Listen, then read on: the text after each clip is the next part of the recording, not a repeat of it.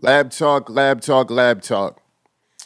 I can't front. This isn't going to be an upbeat um, lab talk, but I had to touch on it because I'm an LA native and it's a person that I really grew up watching and emulating. So, R.I.P. Kobe Bean Bryant, and Gianna Bryant, and the others that were lost on the helicopter accident that happened last year today. Um, I think everybody's gonna have a "Where were you when you heard the news" kind of story. So I'm gonna give you guys mine. Last year, January 26th, me, my partner EQ, who you can check out on the Worst Take Sports Show, we're slated to go to the Grammys. We actually went to the ceremony.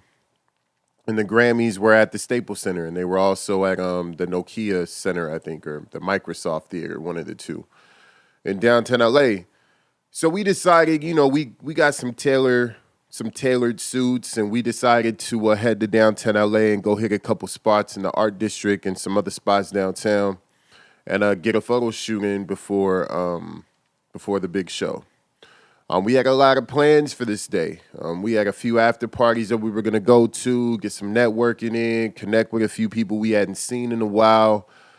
And then around 10:30 that morning, we had stopped to get something to eat before we got a couple more shots in. And then all of a sudden, my phone started ringing off with messages that I just didn't think I was going to hear at that point in time so early. And the message is RIP Kobe Bryant. And it just it shook my spirit, and it shook everyone's spirit that I was around. You could immediately feel just like the energy of mourning in the city immediately. Um, and it really just derailed the day and what we were trying to accomplish, which is fine. But we really thought that day was going to go a different way. And so, what kind of happened after that was we decided that we were done with the photo shoot at that point. So we went to go park by Staples to walk up to all the pre-Grammy event stuff. And all we saw was a bunch of people in Laker jerseys, Kobe jerseys, Laker hats, Kobe attire, Kobe shoes on, just converging on the Staples Center and converging on LA Live. And when we got there, every jumbotron in LA Live was, plastered with his memorial image. And there was about 5,000 people out there that were chanting, Kobe Bryant chants and Laker chants and just really getting out there and mourning a person that Los Angeles considered a hero. Um, it's just crazy to see in these sorts of situations how the internet works because, I mean, to my knowledge, the event had only happened maybe an hour and a half, 2 hours before this, and there was already 5,000 people out there that were all out there celebrating who they considered a hero in Kobe Bryant. So, I do have a little bit of history with Kobe, and I'm not doing this for no clout chase, just kind of showing you where my kind of emotional connection to him comes because I'm not one of these fake people that every time a celebrity passes away, I feel some kind of way about it. If I really didn't have much connection to that person, I'll kind of be quiet. But with Kobe Bryant in particular, I had a lot of connection to him. So um, when I say things like he was inspirational to me, I was an aspiring athlete at one time. And his senior year was my eighth grade year going into high school. And if you remember around this time, Kobe Bryant was one of the first high school athletes to have their games televised on television, on national TV. He was on the cover of Slam magazine, and it was just all a huge deal. He signed a deal with Adidas before he was even in the league, and just really gave people something to aspire to. Um, so I think it was my freshman year in high school. This is '96.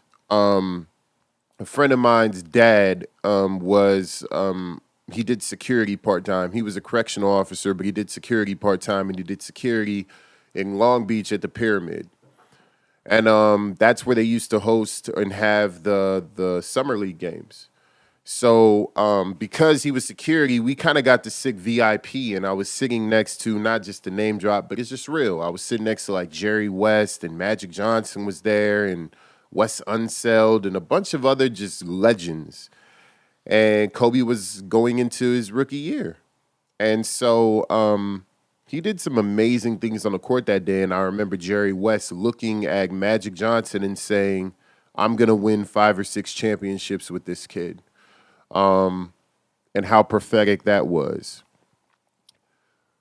Kind of moving forward, in the early 2010s, I worked for a company that I won't mention.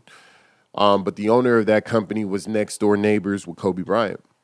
So Kobe Bryant would show up to the office every now and then. I remember he used to have I guess like a dark gray Lamborghini.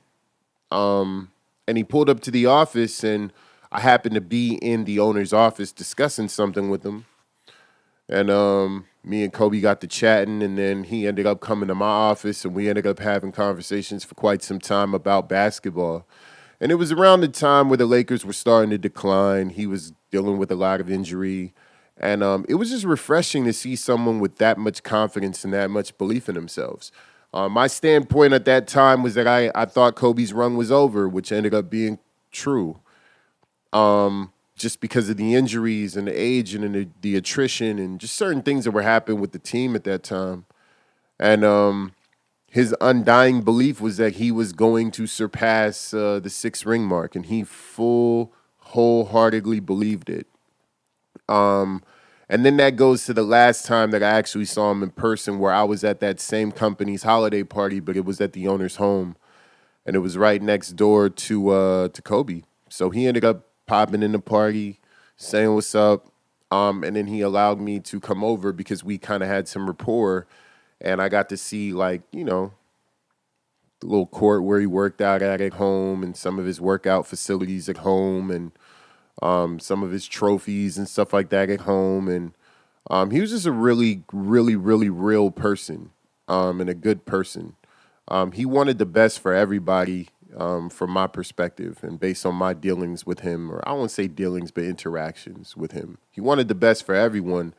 But one thing that he stood on 100% was that wherever it is that you wanted to get in life, it was going to take hard work and dedication, that you needed to focus on it. You need to give your whole being to it. So with that being said, man, rest in peace, Kobe Bryant, Gianna Bryant, and all the other people that were lost on that helicopter accident. This day will be a day that I don't think I'll ever forget. And I think it will be a day that I celebrate every single year. Not celebrating the death, but celebrating the life and the accomplishments and just the inspiration that Kobe Bryant was for young black men in my age group around that time, all the way through adulthood. Just so sad to see somebody that had so much more to give kind of ended early. So rest in peace once again, Kobe Bryant, Gianna Bryant, all the other people that were lost in a helicopter accident. Gone but never forgotten. People die, legends never do. And so as my favorite basketball player of all time, and I've said this before, it's not just because it's today.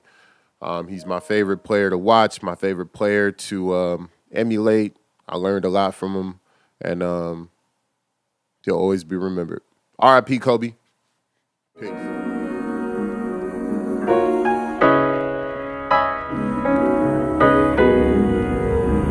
Got a clique full of shooters. They won't let me down. Nah, nah, nah.